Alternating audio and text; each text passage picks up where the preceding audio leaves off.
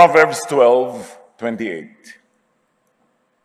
In the way of righteousness there is life. Along that path is immortality.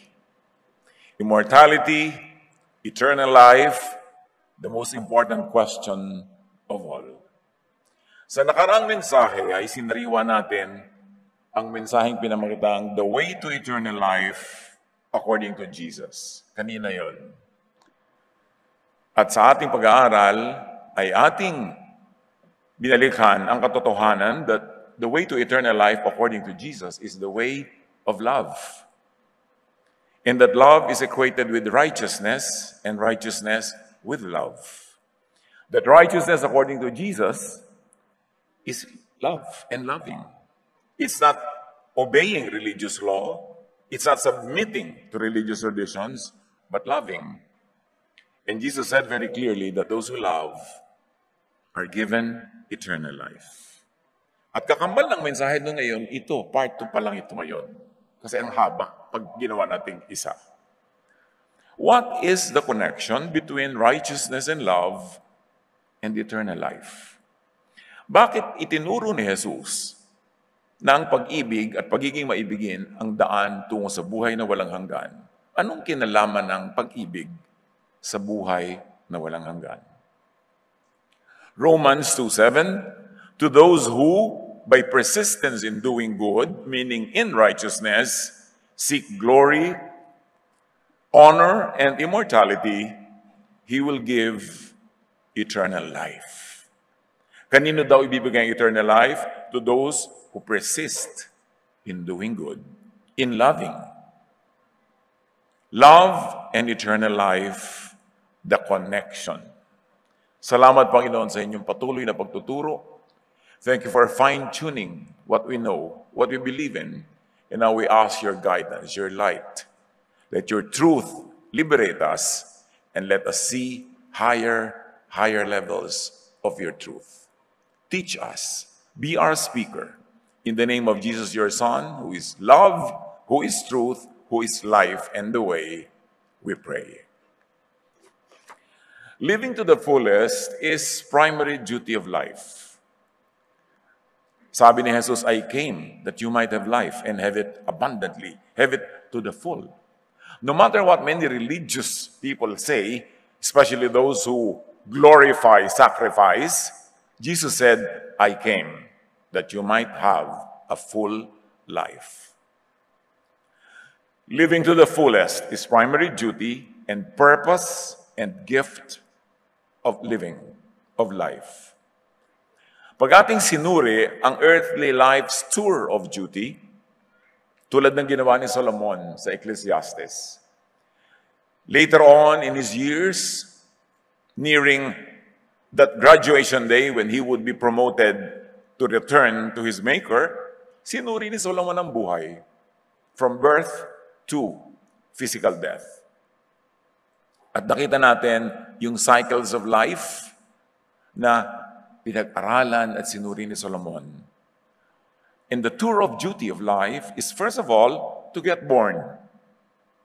There's a time to be born. And then sabi niya, there's a time to die. But in between that, to survive to adulthood. And usually, to birth physical offspring and to birth spiritual and mental offspring. Ang buhay dapat ipanganak ka, tapos i-preserve yung buhay mo hanggat maaari, hanggang dumating ka sa point when you can reproduce physically or reproduce spiritually or mentally, basta't hindi ka dapat manatiling hindi dadami. And then the duty all throughout the time is to take care of creation and other creatures. Marami nagtatalo-talo about the commandments of God, ignoring the real first commandment. And it also tells us the purpose of life. Bakit kinreate ng Diyos, halimbawa, si Adan, ang katauhan, ang sangkatauhan? Genesis 2:15, the Lord God took the man and put him in the garden on earth, in the Garden of Eden, to work it and take care of it. Nung nilikha ng Diyos ang mga halaman, binigyan niya ng kakayahang lumaki, lumago, at mamunga, mamulaklak, at magkaroon ng mga buto para ito ay ikalat at dumami uli ang mga halaman na ito, na kung tatanda na yung matandang halaman, may kapalit siya mga bagong halaman. Sabi ng Genesis, each to its own kind. Ang bawat hayop ay magkakaroon din ng kanyang mga anak, mga apo, para dumami sila, mamatay man yung matanda, yung species nila tutuloy. The Lord God put him in the garden to work it and take care of it. This is the raison d'etre of life. The very reason why we live. To get born, to grow into adulthood, sana huwag mo nang mabawian ang buhay hanggang hindi nagaging adult, although hindi lahat nakakarating doon, but that is the ideal. Kaya maraming tao, kaya maraming halaman, kaya maraming iba't ibang uri ng hayop, individuals or some individuals might even be able to live to maturity, but many of their kind, of their own species, will be able to do it for them. So magtutuloy ang kanilang lahi, magtutuloy ang creation ng Diyos on automatic recreation and renewal.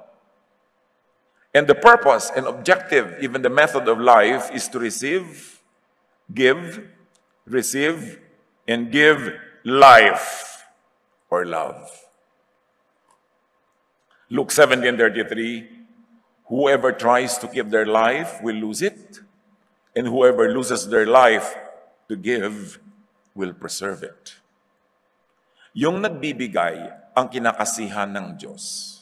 Yung mapagbigay, yung nagdadagdag, nagaambag sa buhay, nagpapaganda ng buhay, nagpapalago ng buhay, yun ang nakakawilihan ng langit.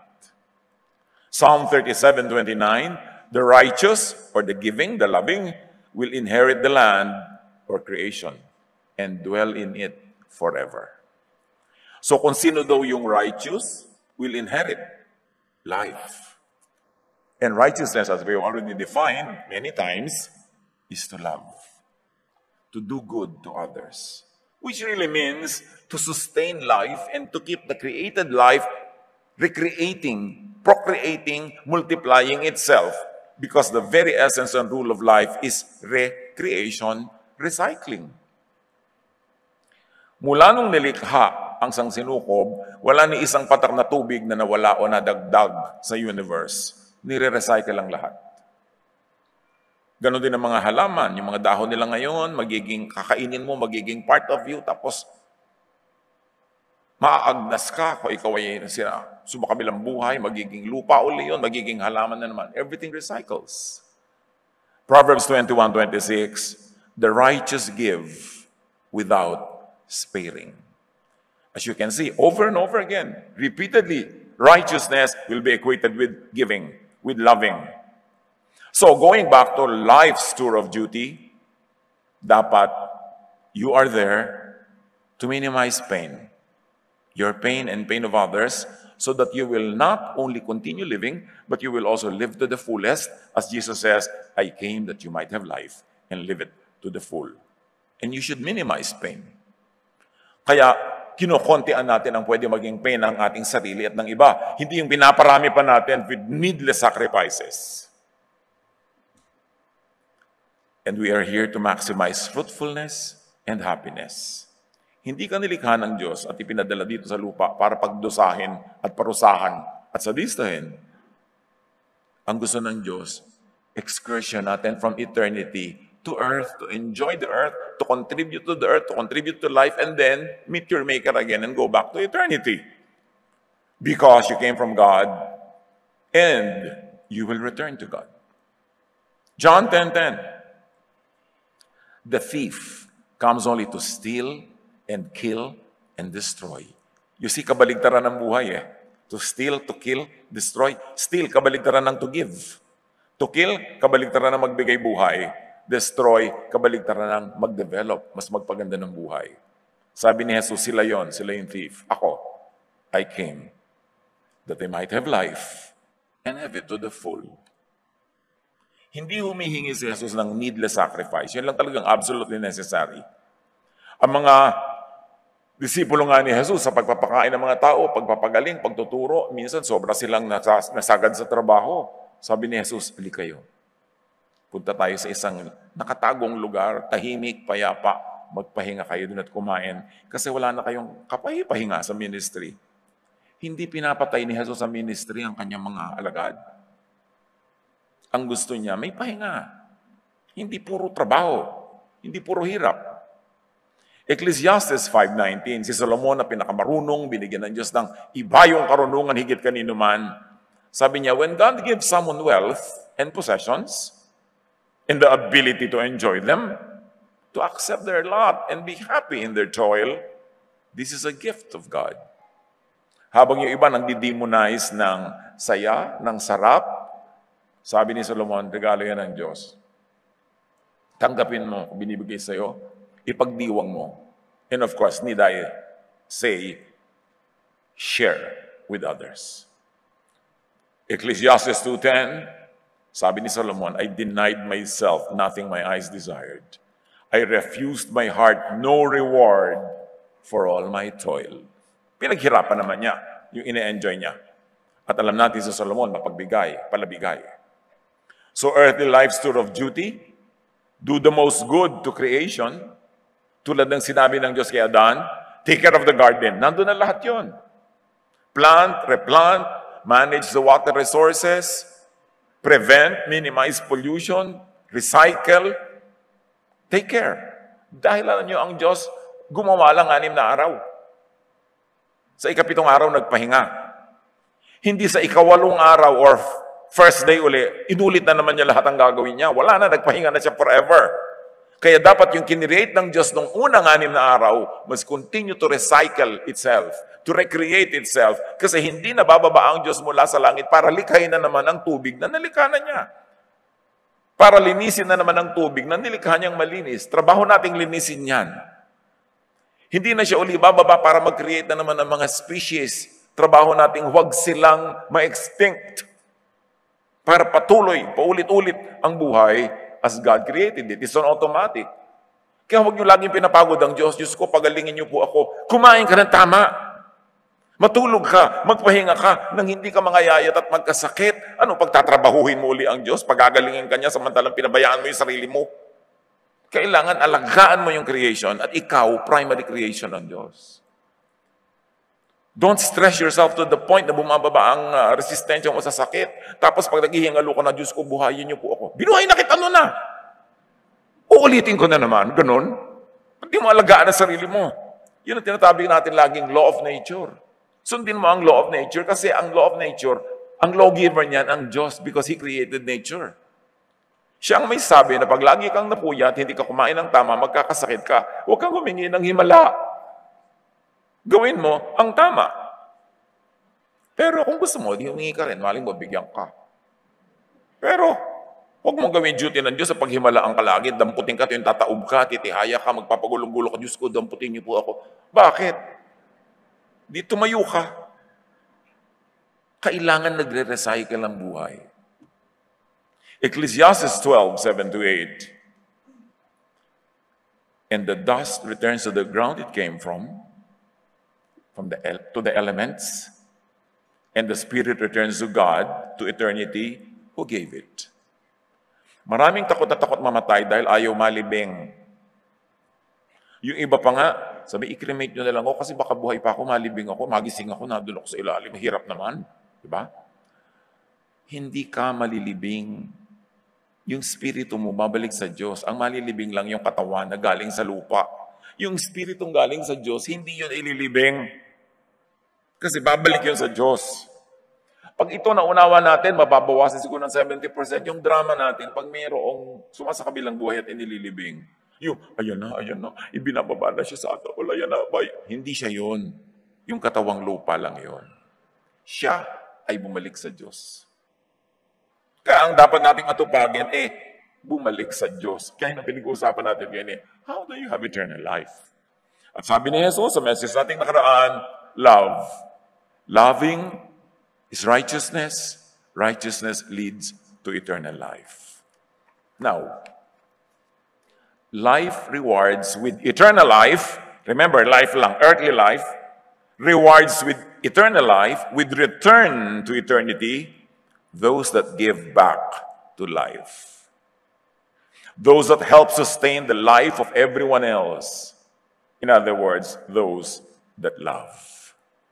Ang binibigyan ng Diyos ng gantimpala na buhay na walang hanggan, yung habang nabubuhay dito sa mundo, ay tumutulong na pairalin ang buhay ng iba, ng kalikasan, ng creation ng Diyos. Tuwang-tuwa ang Diyos sa binigyan niya at pinahiram ng buhay na habang narito ay patuloy naman tumutulong sa pagsusustain ng buhay. Buhay niya, buhay ng iba, buhay ng mga halaman, buhay ng mga hayop, buhay ng planeta.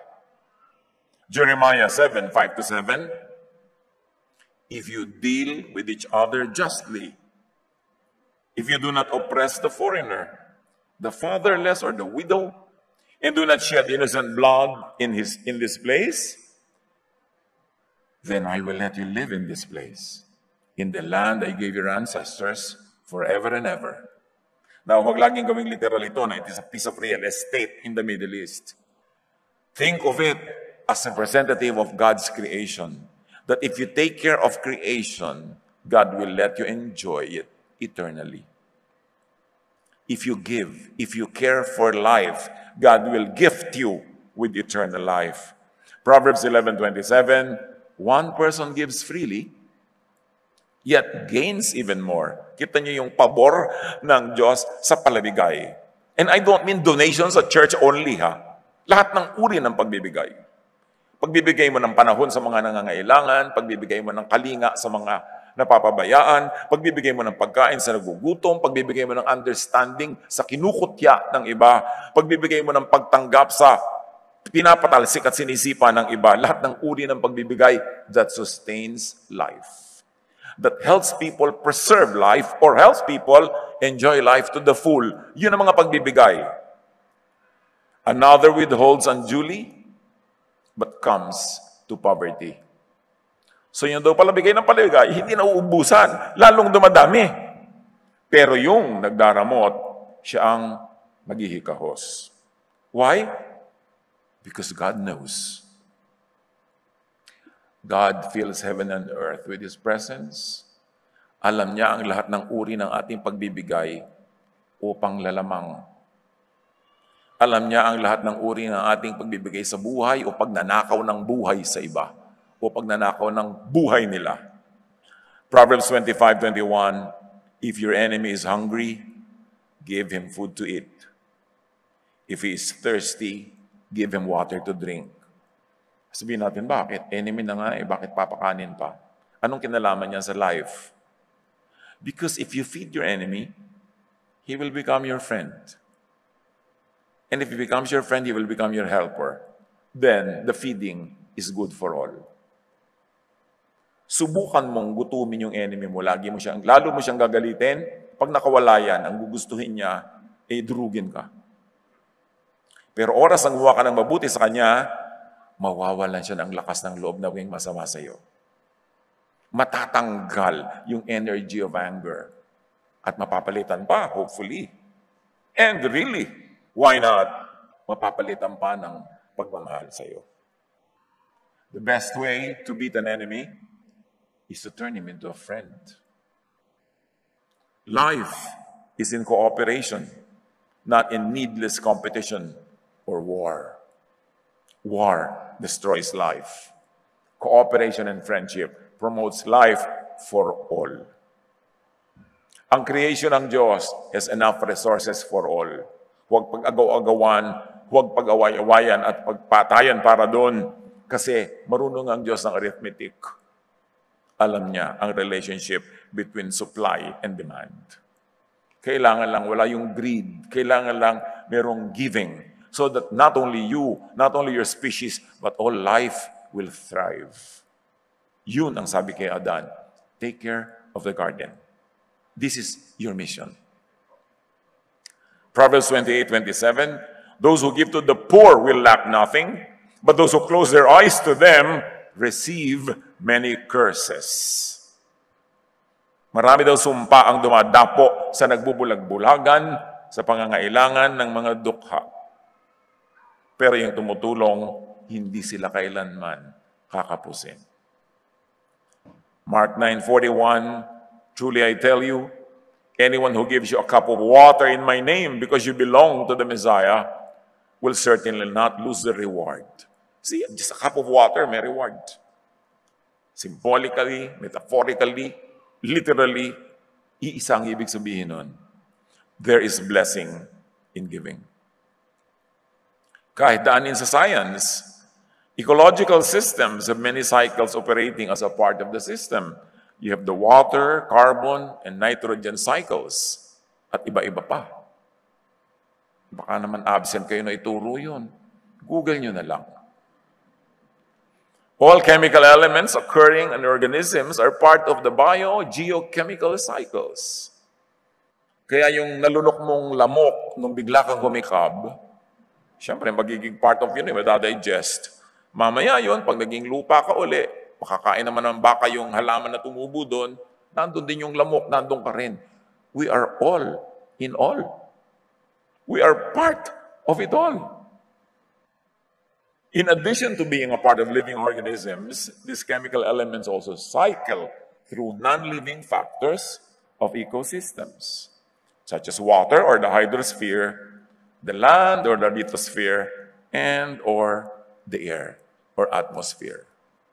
Yung in-exhale mo na hatching kahapon, nasa hangin, maaring malunok niya dun sa banda dun ngayon.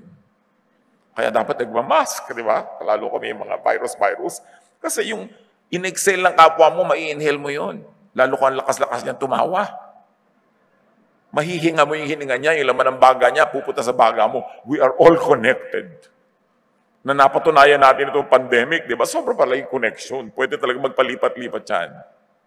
So, bakit bibigyan ng gantimpala ng buhay na walang hanggan yung mahilig magbigay para mabuhay ang iba, mag-survive o mag-thrive? Kasi yung palabigay, sila ang bagay sa eternity. Because eternity will be recycling everything. Again, bakit?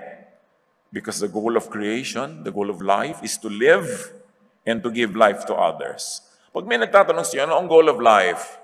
Baka kung ano-ano isagot nyo. Maging Miss Universe, maging binibining kangkungan, magkabahay, magkakotse. Yes, pero goal lang yun ng buwan, ng taon. Pero ang goal talaga of life is to live, to keep on living as long as physically possible, and to give life to others. Those that give life to others will be part of eternity. No matter what religions tell you, na para magka-eternal life ka, mag-member ka sa kanila, magpabaptize ka sa kanila. Hindi yun ang sabi ni Jesus. Ihihiwalay niyo yung sinasabi ni Jesus sa mga mito at alamat ng mga relihiyon. Psalm 19:1, the heavens or astronomy declare the glory of God. The skies proclaim the work of His hands. So kung gusto mo daw maintindihan ng Diyos, hindi lang sa religious scriptures, hindi lang sa mga doktrina, tingnan mo ang universe, tingnan mo ang galaxy, ang Milky Way. Consider, for instance, a supernova na binanggit na natin noong nakaraang buwan. If an object, like a massive star, keeps on giving out, it will become a supernova. It will shine most brightly and then explode to spread its matter back to the universe. From these clouds of matter will be formed other stars and planets and life. So, anong nangyayari? Continuity by recycling. Pag daw nag-explode yung mga malalaking star, makikreate ang maraming uling mga mumunting star. This is the law of nature, the principle of sustainability. So kung mahilig kayo sa astronomy and you dabble with supernovas, consider nova, the supernova as light, as life. Eh, di ba si Jesus, siya yung light of the world. Siya yung life. Yung ang dami ng relationship. Sabi niya, I am the light of the world. Consider the supernova as life-friendly, as giving, and loving. Sabi ng Proverbs 11:30, the fruit of the righteous is a tree of life. Recycling na naman. And the one who is wise saves lives. Sabi niya, hindi wise yung those that kill life.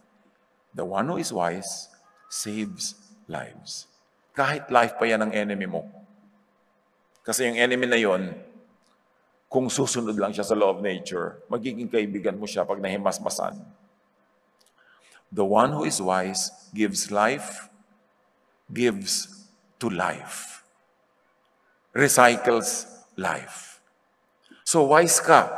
Huwag ka maglaba ng maglaba. Maraming bulawan ng bula ng sabon sa ilog. Kasi ang bula ng sabon traps oxygen and the fish will have no oxygen kasi dinaklot ng mga bula. Nauubos ang mga oxygen available to plant life and animal life kung puro bula ng sabon at kung ano-ano pa mga pollutants in the water. Kung wise ka, hindi mo gagawin yon. Because the one who is wise gives to life. The one who is wise, hindi mo ubusin lahat yung mga damo sa iyong bakuran, sa iyong malaking lote, para may matirang damuhan na titirhan ng mga kulisap.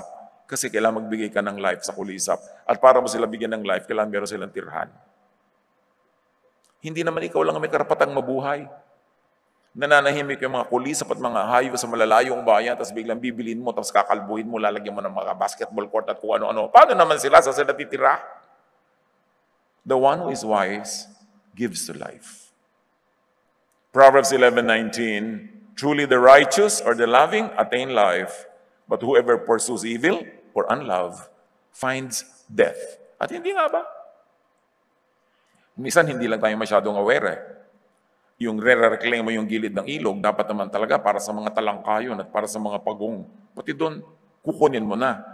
So pag biglang lumaki yung ilog na hindi mo inaasahan, ikaw yung inanod, nawala yung life mo, nagkaroon ka ng death. Dapat mag-pursue ka ng righteousness. Obey the law of nature. Take care of the garden. Yun ang first commandment. A big garden, a small garden, kahit anong lupa sa ilalim ng iyong kuko, huwag mo namang pataniman ng halaman yan kasi hindi yan dapat doon. Pero dapat, meron kang itinatanim everywhere. Kailangan natin yan.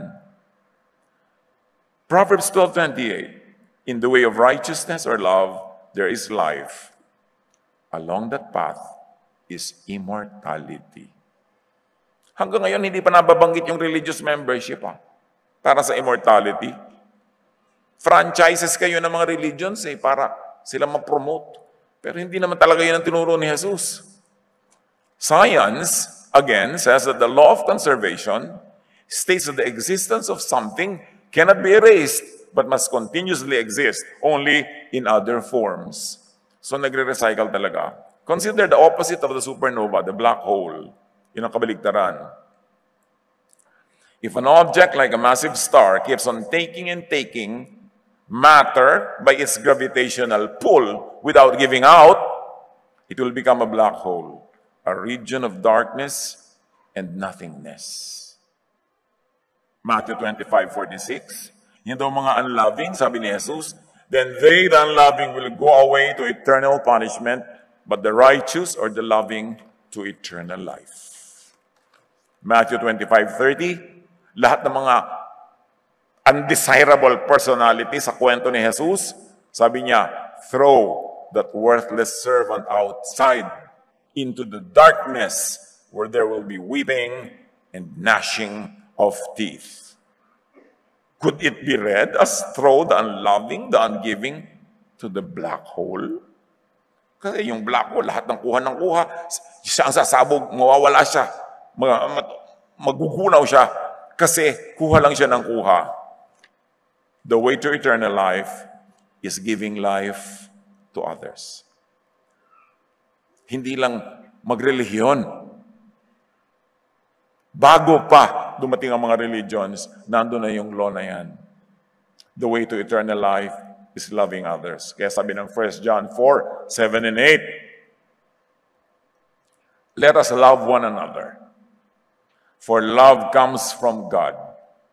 Everyone who loves has been born of God. Read it as born again. Everyone who loves is born again. Therefore, you will see the kingdom of God because you love. Everyone who is born of God and knows God. Whoever does not love does not know God. Does not have eternal life because God is love. Yung love na yan kasi minamaliit ng iba. Akala nila, uy, masyado naman itong love, parang hippie, parang kulto, parang ganun. Pero yun ang turo ni Jesus. Kaya dapat binabalik-balikan natin lagi kung ano talaga sinasabi ni Jesus. At ulitin natin ang Proverbs 12:28. In the way of righteousness, which is related to giving, there is life. Along that path is immortality. Sa Luke 10:25, itinanong kay Jesus yung pinakamahalagang tanong na pinag-uusapan natin ngayon, what must I do to inherit eternal life? He answered, love the Lord your God and love your neighbor as yourself. Do this and you will live. You will live eternally. Again, walang religious prescription. Sabi ni Jesus, love God, love your neighbor, do this and you will have eternal life. So love. Do a good Samaritan, tulad ng kwento ni Jesus. Help a victim of unlove. Any unlove. Yung mga batang lumaki na hindi minamahal ng magulang o rejected o mga ulila, mahalin natin sila. Help a victim of unlove, a victim of abuse, a victim of physical, verbal, political, economic abuse. Ang dami naming unloved, underloved. Hindi mo kailangan lumayo in your very own circle, family, friends. Ang dami. Kung gusto mong maglingkod, gusto mong magmahal, ang daming paraan di ka maubusan. Cure a wounded, bleeding, hurting someone. Ang daming mga tao bleeding, hurting. Help. When you are strong enough to help, do the helping. Kung hindi ka naman muna kayang tumulong sa iba, ikaw naman yung tutulungan. Pero habang kaya mo, tulungan mo yan.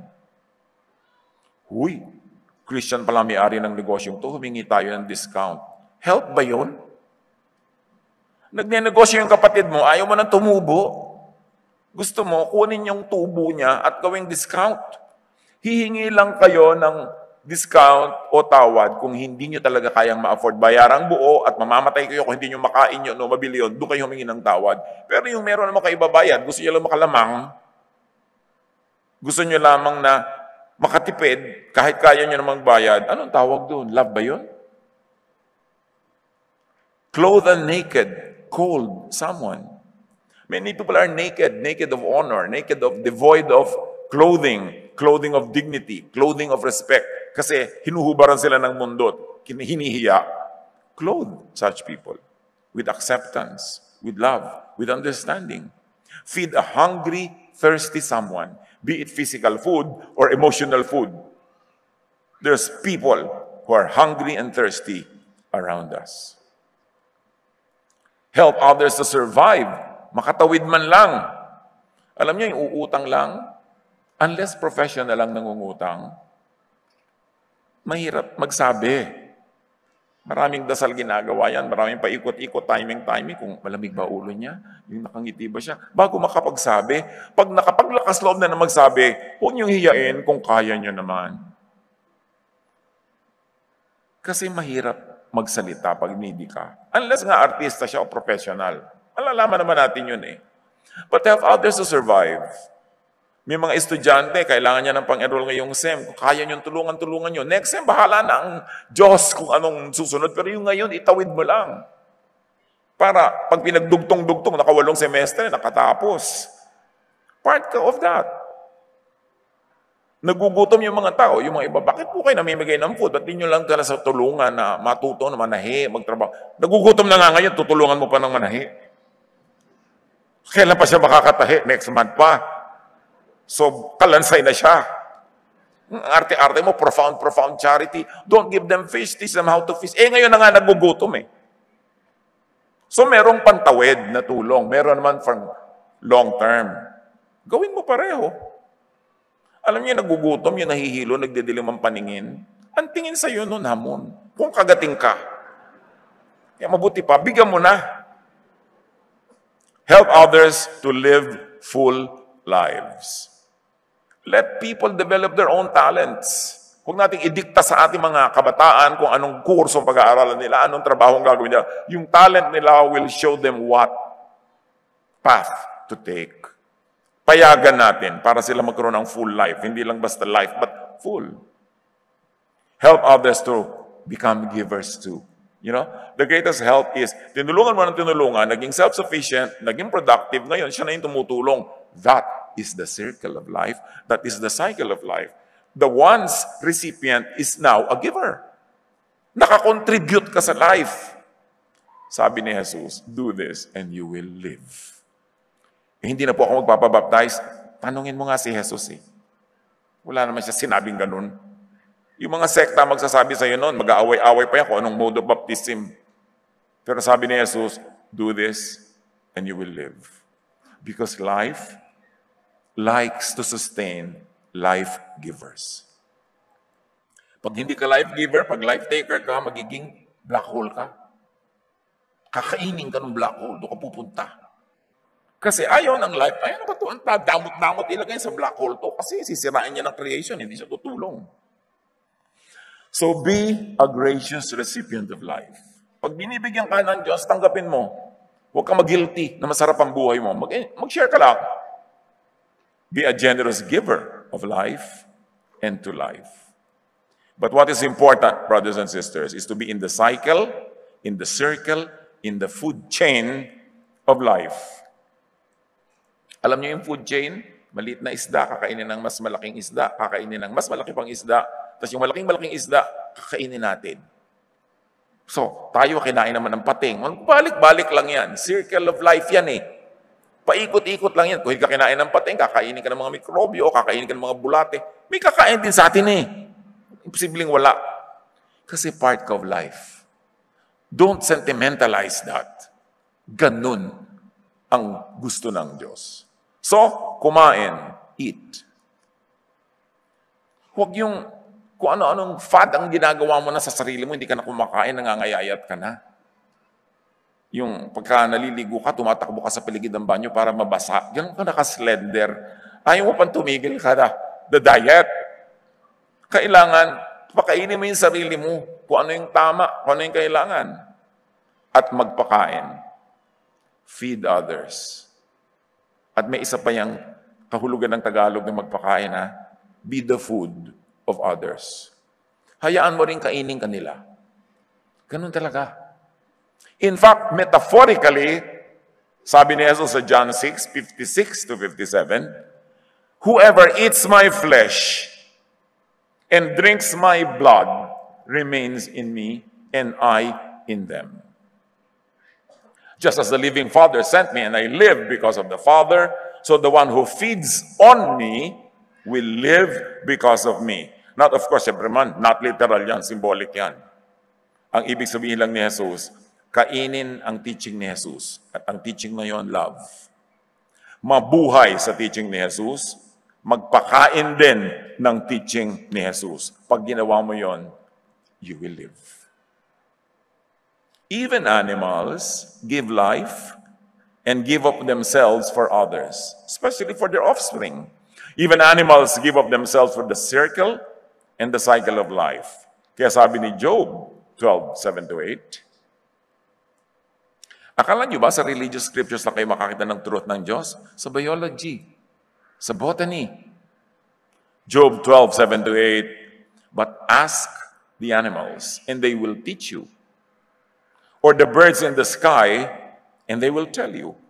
Or speak to the earth, and it will teach you. Or let the fish in the sea inform you. So may matututunan tayo sa kanila. In fact, altruism, defined as an act on which an animal sacrifices its own well-being for the benefit of another animal, is a well-documented behavior. Maraming hayop na tinatawag natin, mas tao pa kaysa sa maraming tao. Halimbawa, dolphins have always been observed to help others in need. Yan, malulunod si aso, sinasakay ni dolphin.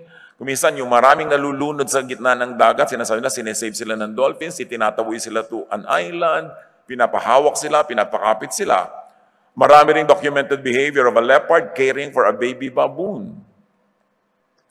Mga pusa na inaalagaan ng babing bibe. Mga asong inaalagaan ng mga kuting na pusa. In some termite species, elderly or retirable workers can turn themselves into suicide bombers to protect their queen. Pinapasabog nila yung sarili nila to protect their queen. Kasi ang mahalaga sa kanila, the life of the colony, the life of their species, not the individual life only. Kaya di ba si Jesus, He died for us? Binigay niya yung buhay niya para tayo mabuhay din. Right after birth, some species of legless amphibians known as caecilians literally eat their mother's top layer of skin as a first meal. Warning, mga mothers, huwag kayong mag-skincare, papakain nyo sa mga sanggol lang inyong dead skin. Pero mga bulate, ginagawa nila yon. Pagkapanganak ng mga supling nila, pinapapak-papak nila yung epidermis ng nanay. Among African social spiders, some mothers allow their young to practice matrophagy, the killing and eating of their own mother. This is to ensure the offspring would survive even at the expense of the mother. This is pagkulang ang pagkain. Ang schools of fish, but ang mga isdang maliliit, ang dami-dami nila kung maglumangoy sama-sama, samantala ang pating mag-isa. Kasi pag may dumating na pating para kumain, nakain na niya yung marami doon, buhay pa rin yung iba na tira. Kaya survival nila yan. Kayong group 1, kayong kakainin ngayon na pag may dumating na pating, teka, group 2 po ako ngayon, sabi mo naman. Kasi naka-assign yung isang group. Ang mahalaga sa kanila, mag-survive yung school, hindi individuals. Yun ang life. And among the plants, some plants sacrifice their own growth for the sake of other plants. For instance, the sagebrush bushes. When injured by insects, these plants release volatile chemicals that stimulate neighboring sagebrush to make chemicals toxic to their shared enemies. Alam niyo ba ng mga halaman nag-uusap through the roots? Nagtutulungan. Pag kami mga halaman na undernourished, yung ibang roots nagbibigay ng supplements. Sa roots, o ano ngayon, kawawa yung halaman pag inilagay nyo sa paso. Walang kausap na ibang halaman. Walang kasama. So, lagyan nyo ng iba, laki-lakihan nyo yung paso para meron naman siyang kaulayaw na kapwa halaman.